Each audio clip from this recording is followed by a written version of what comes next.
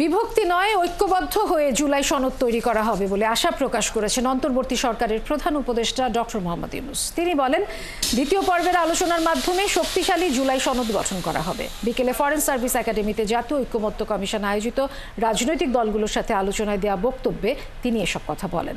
প্রধান উপদেষ্টা জানান, আমরা বিভক্তি নয়, ঐক্যে বিশ্বাস করি।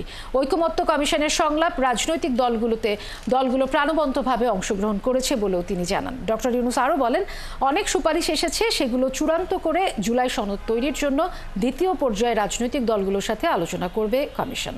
সবাই মিলে দেশের সুন্দর ভবিষ্যৎ নির্মাণ করার প্রত্যয় জানান তিনি। দ্বিতীয় পর্বে কি হবে, আমি আলী রিয়াজ সাহেবের সঙ্গে আলাপ করছিলাম। দ্বিতীয় পর্বে হলো অনেকগুলো বিষয় আছে, কাছাকাছি এসে গেছি, আরেকটু হলে আমাদের তালিকাতে আরেকটা সুপারিশ যুক্ত হয় ওই ঐক্যমত্যের সুপারিশে। তো এই সুযোগ যেন আমরা হারিয়ে না ফেলি।